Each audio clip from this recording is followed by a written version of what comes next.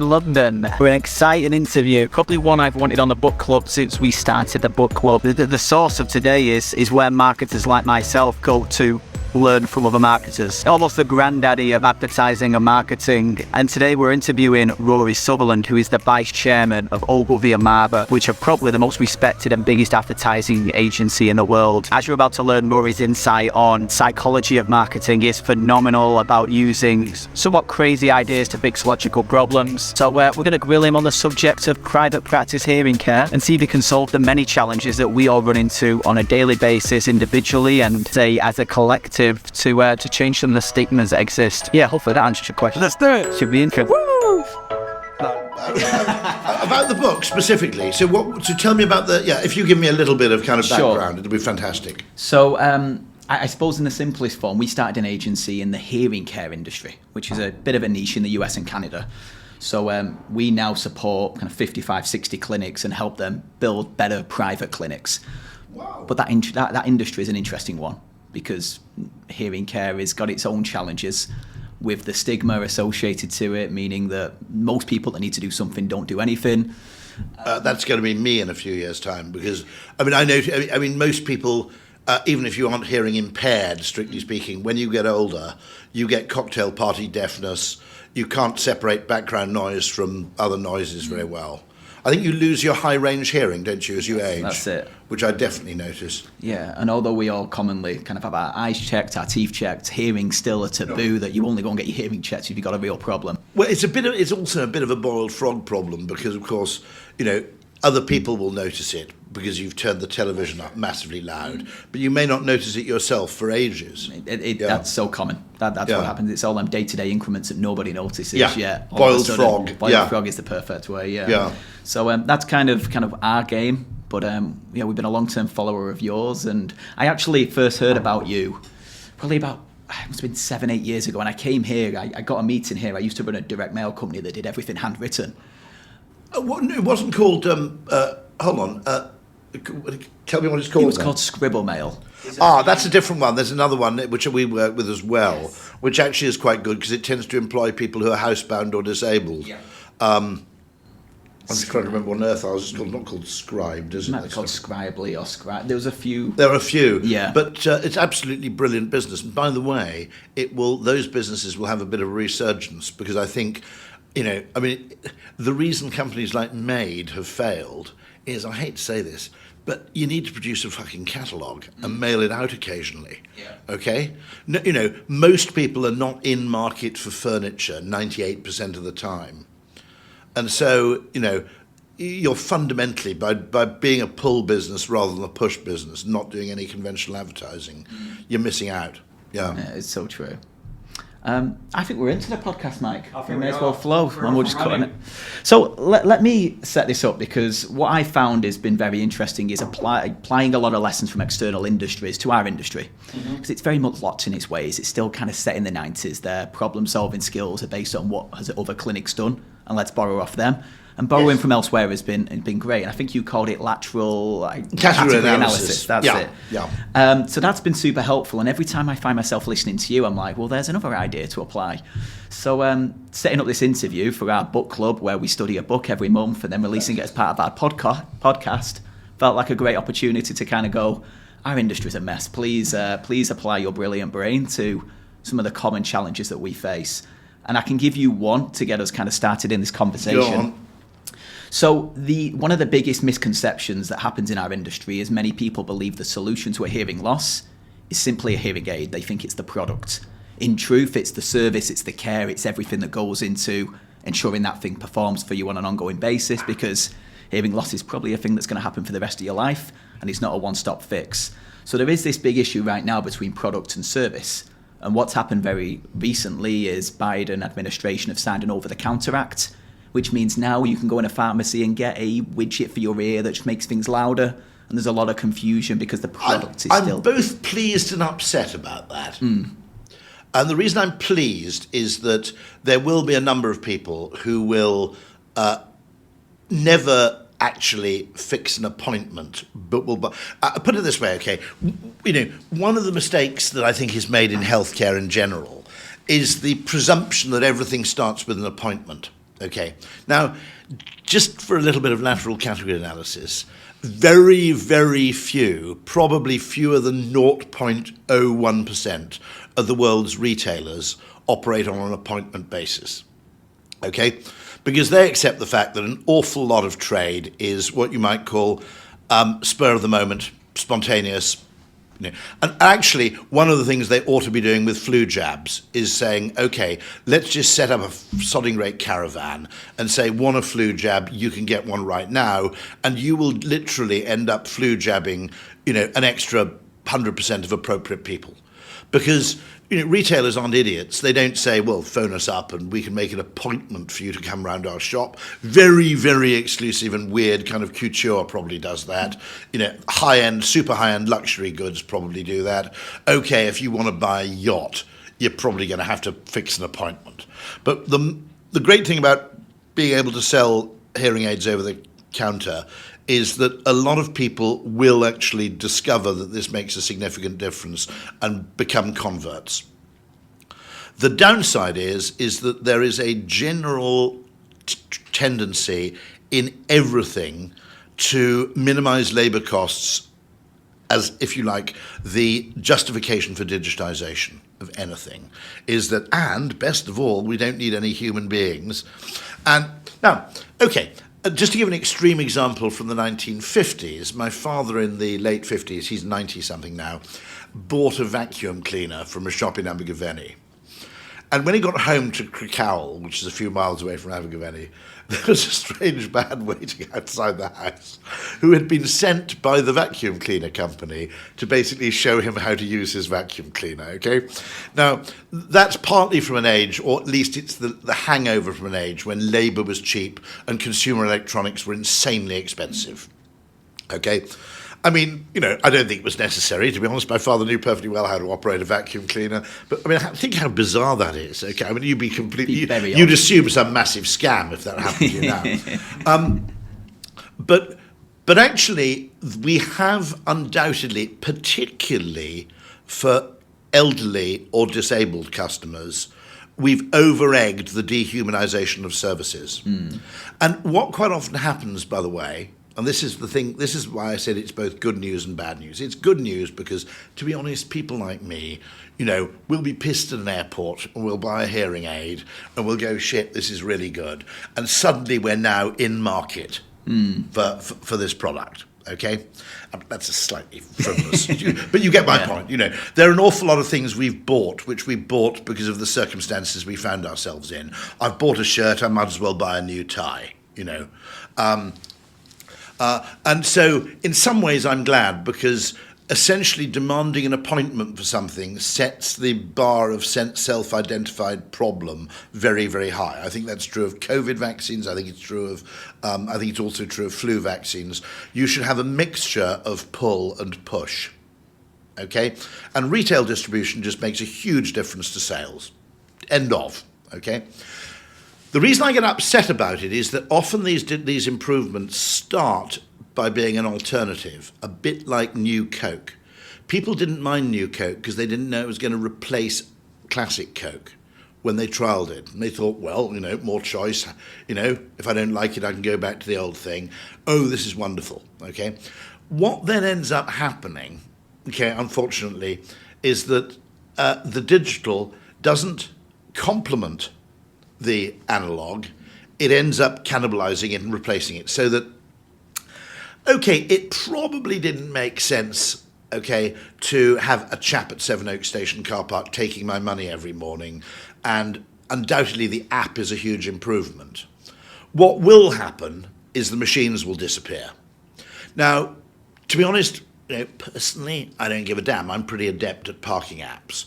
However, I'm conscious of the fact that if you're unfamiliar to Sevenoaks and you haven't used the slightly obscure Sevenoaks parking app before, and you're 70 years old and it's raining, okay, to be honest, you're not in a brilliant position to pay and you'll end up getting a ticket.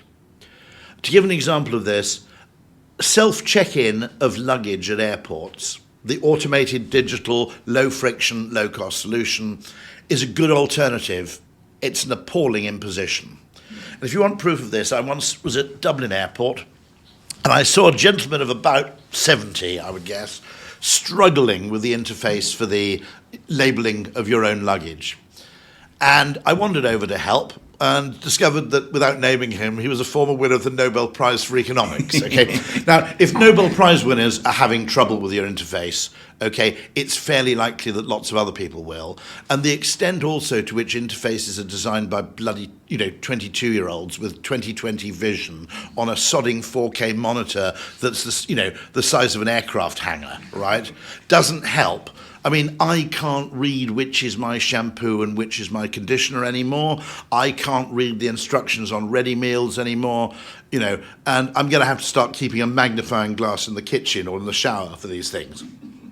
So what bothers me is these things are always sold in as a marvellous complement to other forms of control or purchase or whatever, and when they end up replacing it entirely, and when actually the human expertise you probably need to get the most out of the equipment suddenly basically ends up disappearing and the skill base gets lost, now we have a real problem.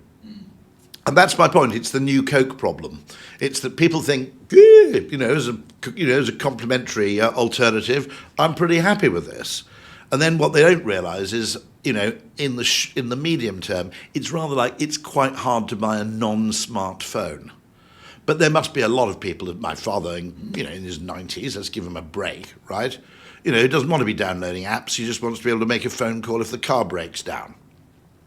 And I think the extent to which this happens really worries me. So actually, yes, that's the right thing to do, provided you somehow maintain the fact that these two things are complementary. And what tends to happen is, in our present age, is that the low-cost alternative, not necessarily because of consumer pressure, actually, but almost because of economic logic, ends up destroying the higher cost, higher touch, higher service alternative. Interesting.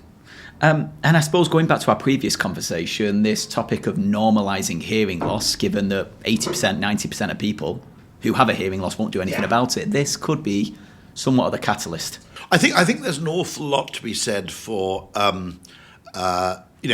people who are hearing impaired kind of coming out. And I use that kind of advisedly, which is that the extent to which I suppose I don't know what it's like to be bald. I'm 56, but I don't have any hair loss at all. I've greyed a bit. I'm assuming that I'm not very vain about things like wearing a hearing aid, but then when the time comes, I don't know, is the truth of the matter.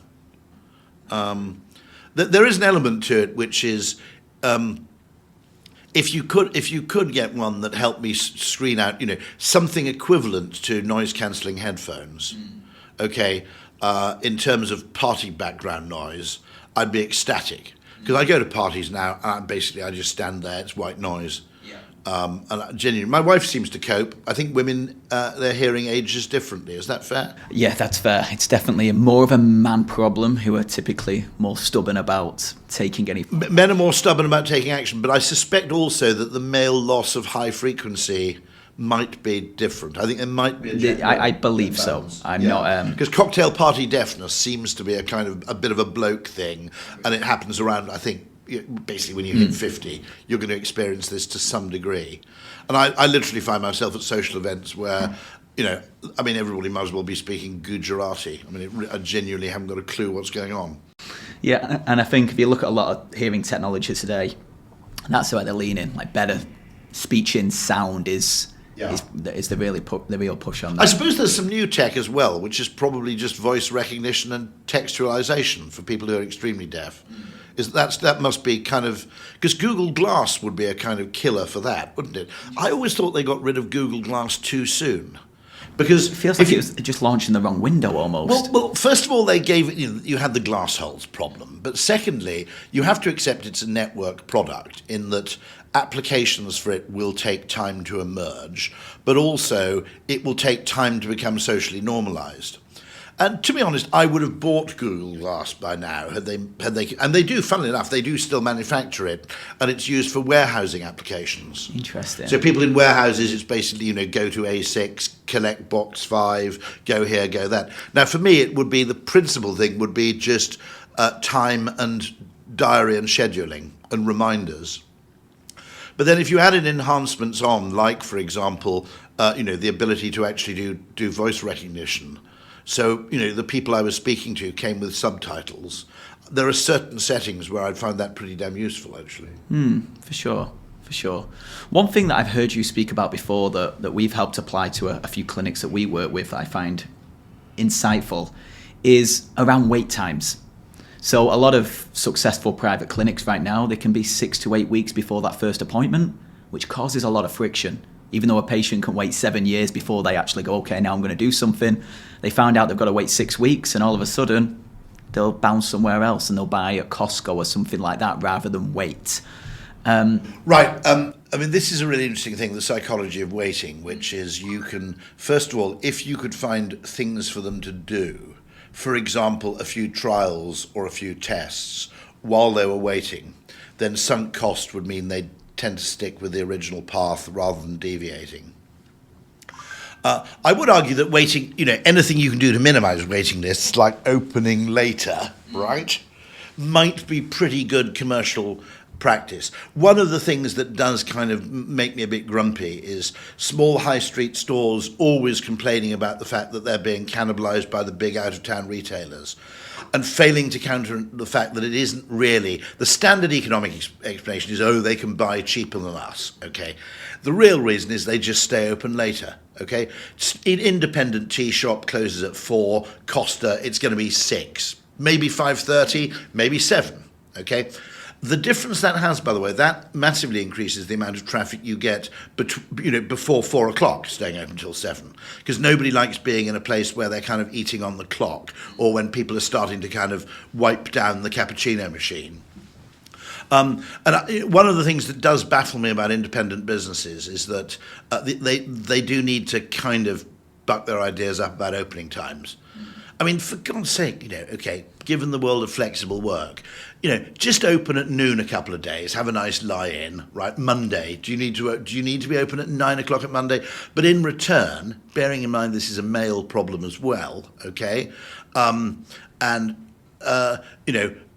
1 or 2 evenings a week, and not necessarily, I'm not asking people to open on Sundays, that's giving up too much, but 1 or 2 late evenings a week, for God's sake, because there's a huge problem with GP surgeries, which is you have this system which is designed to minimize waiting lists, which is you call on the day for an appointment, okay? But there are 2 problems with that. A lot of people require 3, if you've got a job, okay, you need to give someone 3 or 4 days notice in many cases that you won't be in on Thursday morning. And so demanding appointments same day is massive discrimination against people who have jobs, particularly the kind of job where you can't just fail to show because you had a doctor's appointment. They want a bit of notice so they can actually, work around your shift. And it seems to me that seems a really, really a crucial question, which is, I have to say about independent businesses that they could buck their idea. I get it, maybe you opened your tea shop because you've got childcare commitments. I get that, but if you can find just someone to keep the damn thing rolling for another couple of hours, the difference it'll make to your overall revenues is actually generally disproportionate. It isn't only the business you do when you're now open; it has a knock-on effect on the business you do when you were already open. It's a bit like the Oxford Tube. I don't know if you know that coach service from Oxford to London, but it runs 24 hours a day. And to be honest, the number of passengers on the thing at 3 o'clock in the morning doesn't warrant the journey. But a lot of people choose the Oxford Tube because they know if the worst comes to the worst, I'll be able to get back at 3 o'clock in the morning. And so it affects effectively who buys their tickets in mainstream hours, being open and being operating in weird hours. And I think that's a kind of element of complexity theory and behavioural science that needs to be more widely understood. And I think that's interesting because if we look at this industry, one of the challenges they've got is we want the younger people in, the people who are still working, yet they close the doors at 4:30. And that you could say, we have special. British Gas do this very well. If you have a boiler breakdown and you have their service care agreement, they have what they brilliantly call a parent appointment, which is most of their appointments like morning, afternoon, or whatever. But there's the mum's appointment, which is between 10 a.m. and 2 p.m. It's your dad's appointment. I'm being sexist there. Do you notice that? God, bloody hell. But they call it basically a parent's appointment. And what you do is you call it, you name it kind of working people's appointments. So you kind of discourage pensioners from taking them. You can use language to, or you can just use your own discretion to say this person is obviously retired, and I'm damned if I'm going to give them a 7 p.m. appointment. But on the other hand, somebody else this is the weird thing about Sevenoaks. They complain about their high street being damaged, but then basically 20,000 people get off a train at around 6 o'clock every evening just in time to see their high street shut down. It's not a brilliant way of doing things. That's so true. Another interesting thing, if I look at this industry and if it comes down to behaviour, is how long people keep hearing aids. They buy them for several $1,000s, and then in that period, what typically happens is new technology launches every 1 to 2 years, and the industry really tries to get people to upgrade every 4 years. Yeah, what happens is it can stretch to 8 years, 9 years until they basically break. And I always wonder, is there anything that we're potentially missing apart from there's a offering the particular opportunity? problem there, by the way, which is what I call the coach travel problem, which is I bought a new car for the first time in 11 years and was amazed to discover there are lots of amazing things that cars now do. Matrix headlamps being the most extraordinary, where they automatically dip, but they don't dip the whole half of the road. They just dip the bit where the oncoming windscreen is.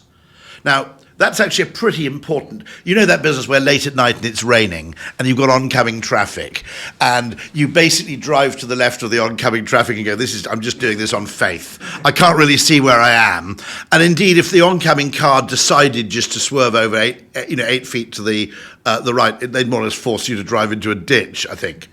But, those moments now, that the Matrix headlamps are really, really significant safety improvement, adaptive cruise control, so on and so forth. The tailgate that opens when you kick your foot underneath it. Those things are actually a pretty big deal.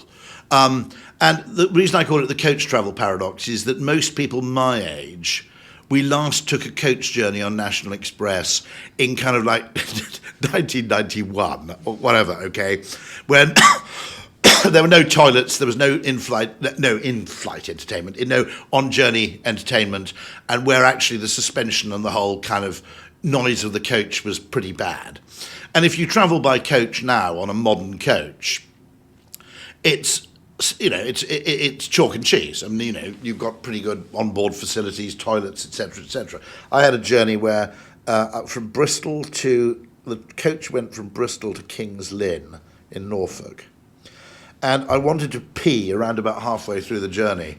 And the first piss break was Cambridge, which is where I was getting off anyway, okay? I mean, that's a long time to go without a pee, right? And so I think there is that question, which is that people... camping equipment's weird like that. If you've ever got into camping equipment, and you've had a sort of 20-year break because you lived in a city and didn't go camping or didn't have kids, you suddenly discover that, there are tents that pop up instantaneously and so on. So getting people in mind of more regular upgrades in the way that, their upgrades for their mobile phones are probably pretty gratuitous, aren't they? Slightly new bevel, I'm being a bit unkind, but, people will upgrade mobile phones and things, but actually getting people into the... presumably some of these devices, you can upgrade the firmware online, can you as well? Not really. So much. Now, interesting question. Why haven't hi-fi brands got into this market? The Sennheisers and the Bowers and Wilkins. Yeah, it's happening with this over the It is starting to happen. Sony have launched one, Jabra have launched one. There's a lot of talk right now. Since it was very fresh, this have just hit the shelves in the last couple of weeks as we're recording this. It interests me because it's obviously a high-margin business, but also there's an element of reframing here, which is you're not correcting for a disability, you're augmenting yourself. Now, those of us my age, neither of you will remember the $6 million man who had bionic hearing. He had some sort of implant. No, sorry. Okay, never mind. Okay, this is a pointless conversation, but there'll be a whole bunch of people my age listening to this podcast going, "Oh, of course, Lee." He was called Lee Majors, wasn't he? Anyway, but we can rebuild him, etc. Oh, sorry. A brief nostalgic exploration there. But actually, if you frame it as personal augmentation, in other words, there are all manner of ways you could sell these products, which is, the ability to concentrate is one of them in open plan offices, for instance. You could argue that earbuds, are effectively used, as a form of virtual partition. Undoubtedly, the noise cancelling aspect, the background noise cancelling aspect is really, really interesting. And then why wouldn't you use the same things? Why wouldn't you make them look like AirPods? That might be a bit weird at a party, and actually enable people to listen to music through them. Yeah, and it's pretty much on point of where we're at right now. Because we've medicalised this whole category in a way. Yes. And actually, it's actually a bit more interesting than that, because you are undoubtedly in the audio category. And what might then happen is that if you make people see it as an augmentation rather than as a solution to a problem. Same would apply, a very interesting thing would probably apply with things like CPAP machines. I guess people, the improvements must have been absolutely enormous, and the miniaturization must have been really impressive. But most people are using the machines they bought, and probably I'll explain why. It's because we frame grudge purchases, in a slightly different way to the way we frame pleasurable purchases. And so it's that fundamental difference between, if you've got someone who doesn't like consumer electronics, different with me. For me, replacing a dishwasher is quite exciting because it will come with weird new features like auto dosing and the ability to connect your dishwasher to the internet, which I do have, which is almost spectacularly pointless, I might add. But it's quite nice actually to see your electricity usage and your water usage in defence on the app. Okay. What tends to happen is certain people particularly resent spending money on things which are kind of infrequent purchases driven by necessity, as distinct from things which have an element of fun. And so there may just be a strong component of that. If you think about it in a way, part of the great problem, one place where Dyson failed, was the washing machine. And the problem you had with the Dyson washing machine really was that no one, you can always have an extra Hoover. No one wants to replace their washing machine until the old one breaks. Brilliant product. But part of the problem is that people basically have, unless they either move home or they decide, their bathroom is so old that it's positively embarrassing, people don't generally like replacing those things.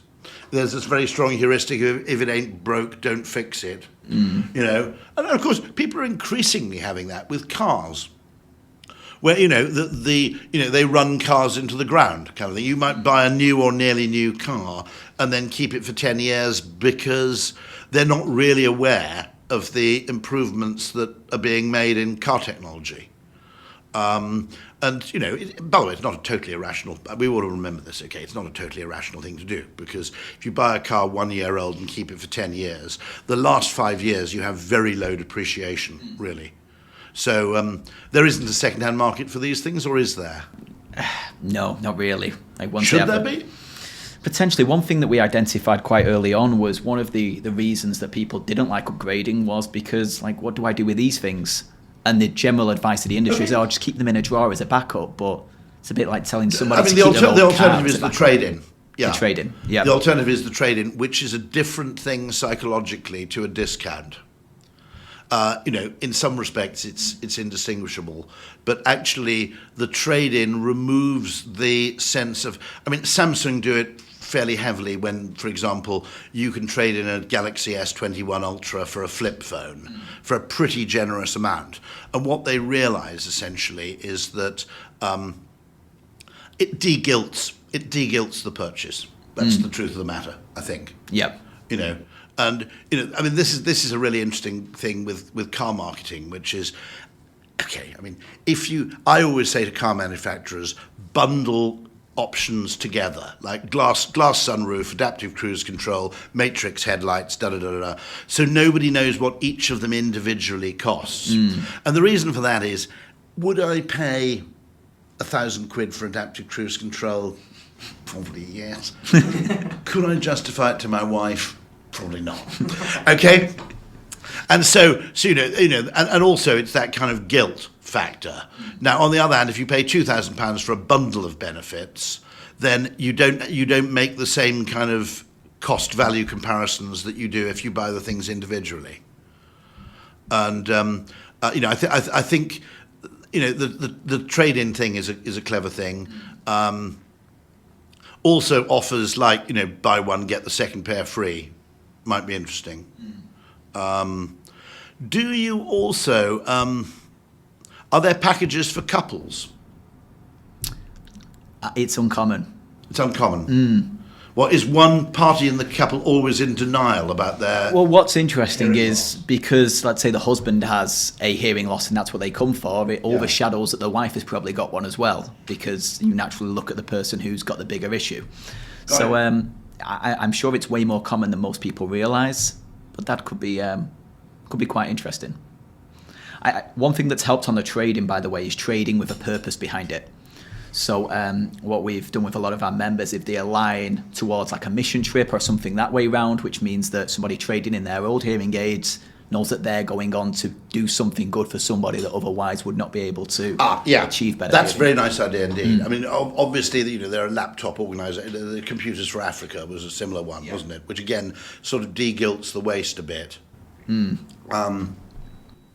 But it does strike me as a very, very interesting category, because we've done quite a lot of work as a behavioural science practice on the language that's used.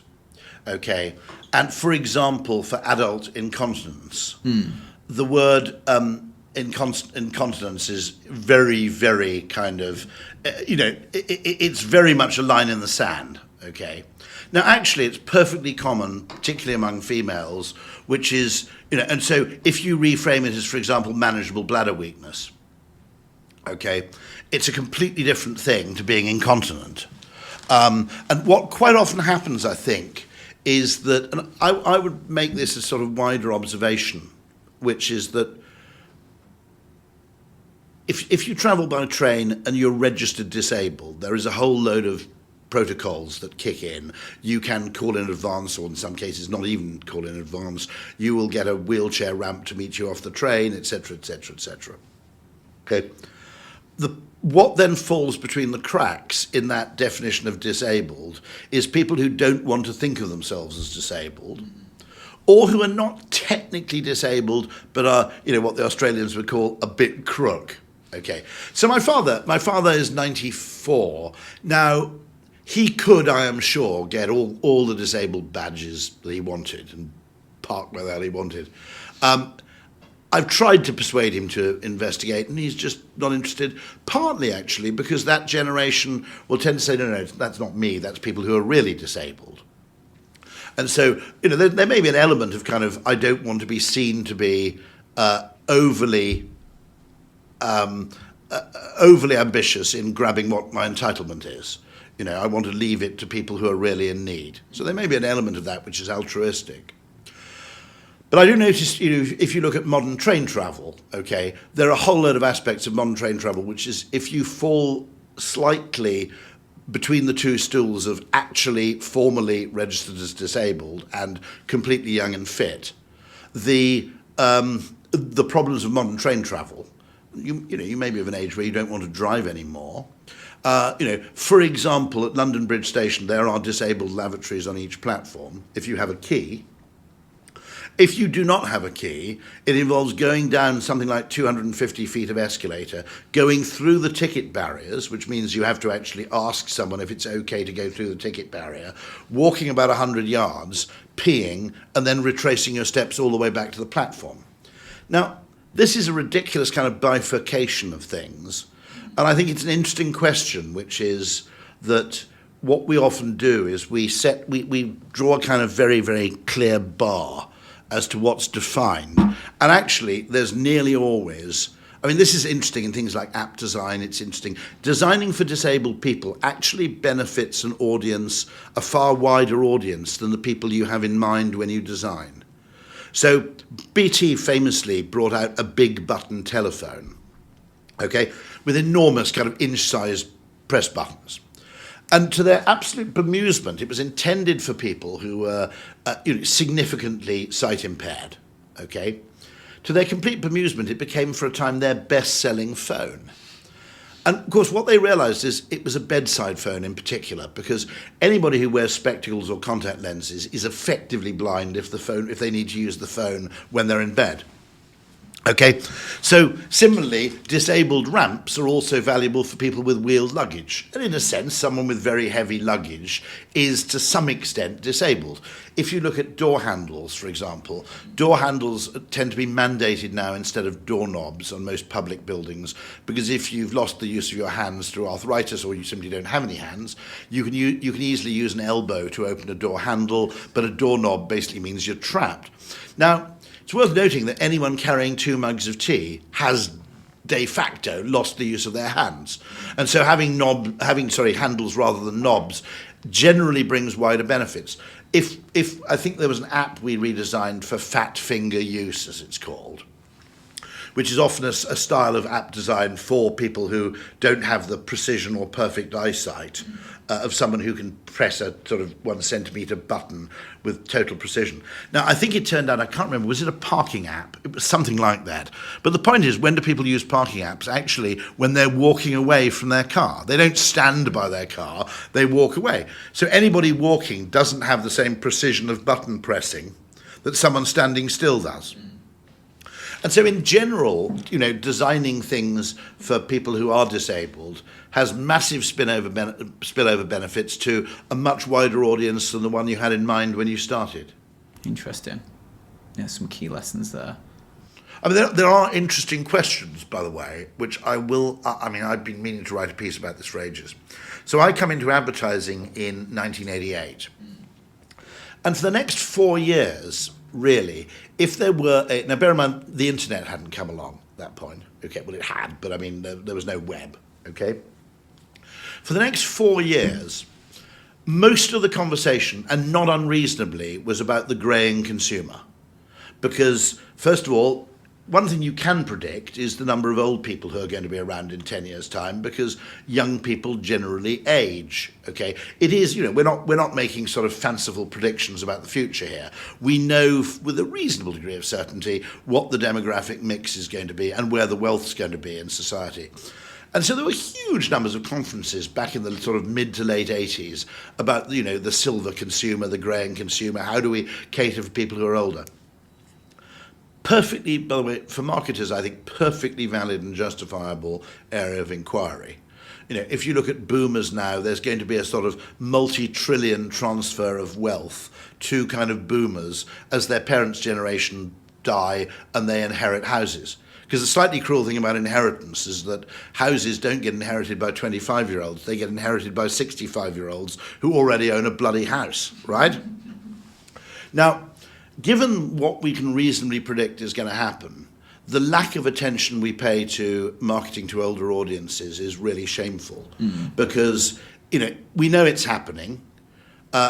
It doesn't require spectacular, rather than debating about what makes Gen Z different, or being absolutely obsessed about the supposed monumental differences between people who are 23 and people who are 27.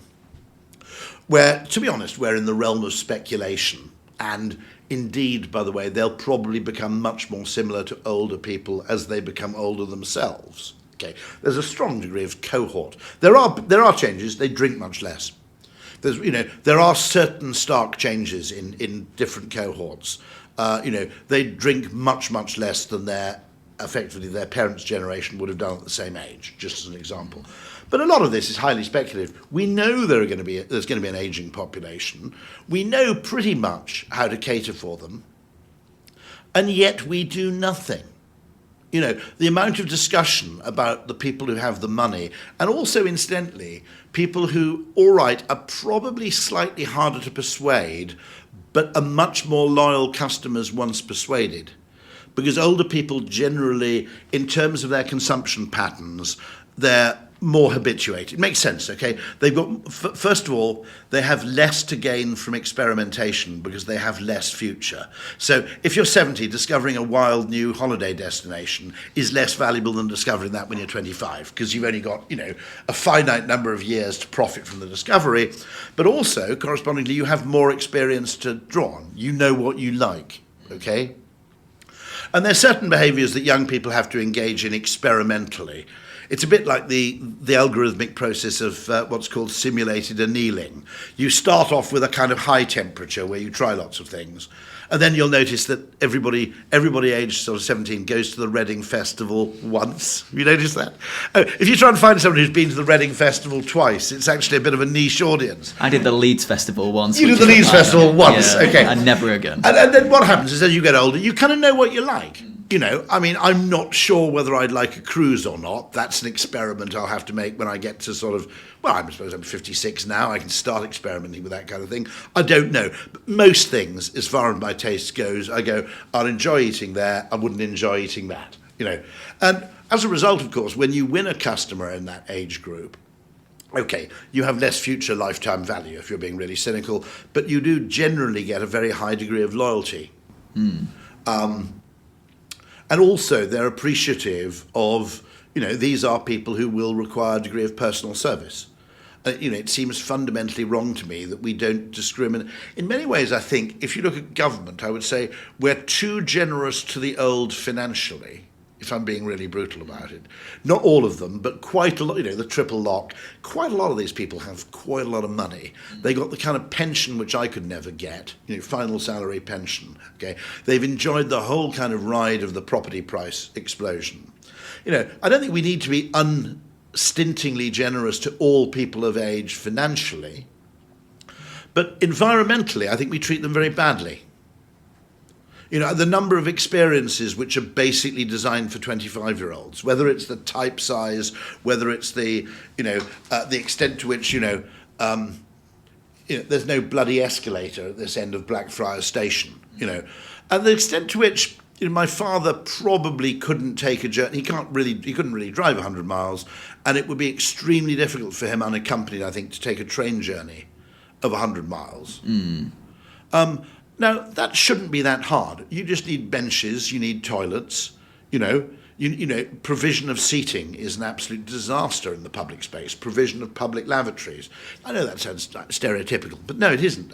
I sit on a thing called the Sevenoaks Rail Travellers Association, where I probably drag the average age of the membership down by about 10 years, even being 56. And the first question they asked of the new rolling stock that basically is used on the slow trains from Sevenoaks to Charing Cross. About 3 of them, the first question was, are there toilets on board? No. And the answer was, well, in which case I can't really use them. Perfectly reasonable. We're shabby at the provision of those kind of public, literally, conveniences, okay? And I think, we've kind of obsessed over what we can do with economics, and actually we should be looking at legislation here. Interesting. And I'm going to give you the final question because I'm conscious of time as well. But knowing that listeners to this are majority based in the US and Canada, and I know you're a frequent traveller to the US. Yeah, and Canada, I'm a big fan. I'm actually followed by Tim Hortons on Twitter, which practically makes me, it's like a gateway to Canadian citizenship. Yeah. I'm intrigued. Where's the best hidden spot? Because I feel like I've done all the cliche places a Brit should do in the US. Oh, my point being that for every really famous place, there's a second best one that nobody's ever heard of, which is nearly as good as the most famous one, and as a result is actually better because when you go there, it's not overcrowded. So this is the kind of Trieste versus Venice argument. Actually, there are a lot of places, I think in the US, I went, for example, to Western Pennsylvania. I drove from Toronto to DC, and on the way was able to go to Falling Water, which is a place called River Run in Western Pennsylvania, What we didn't expect, we expected Falling Water to be magnificent as a building, and it was sensational. What we didn't expect was that Western Pennsylvania was pretty gorgeous.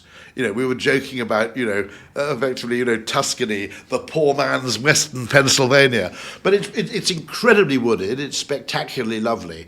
There are very, very large parts of the US which are unbelievably beautiful, which just don't, for whatever reason, don't break through in terms of fame. Because the trouble about fame in terms of tourist destinations, it's a bit like Loch Ness effect, okay, which is that fame tends to be a winner-takes-all game. The most famous thing just becomes more and more and absurdly famous.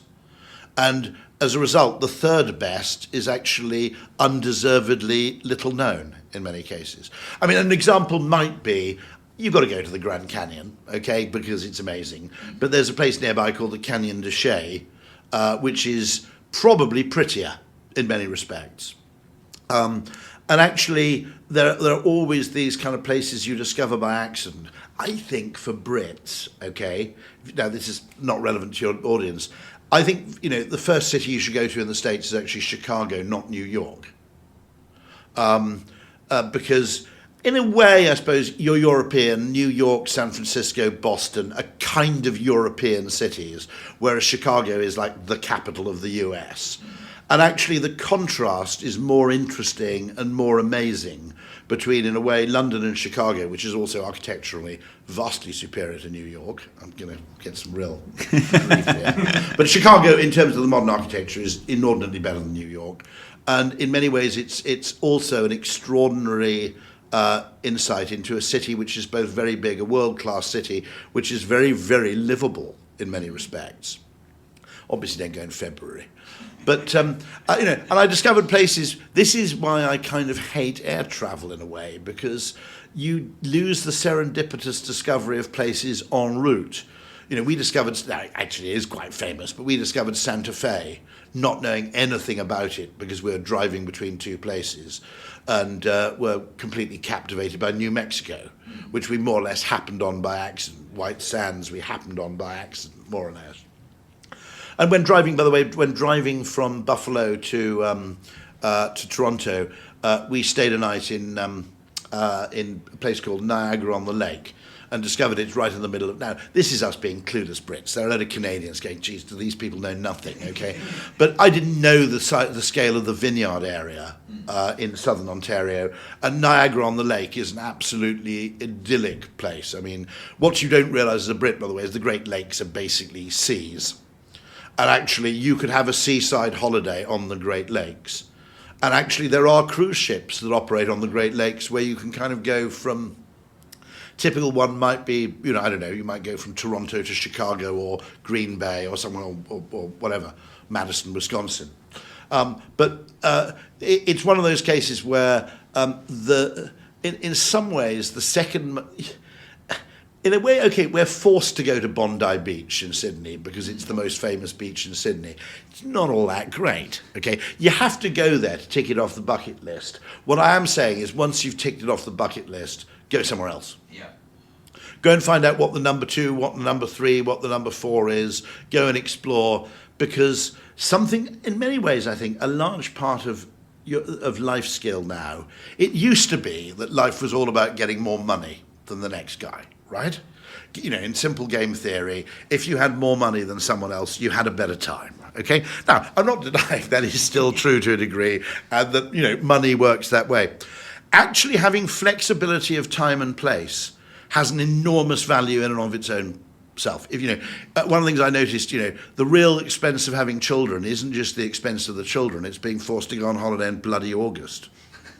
I mean, think about it, okay, a villa that in Ibiza that would be £3,500 a week in August is probably £1,200 in early October.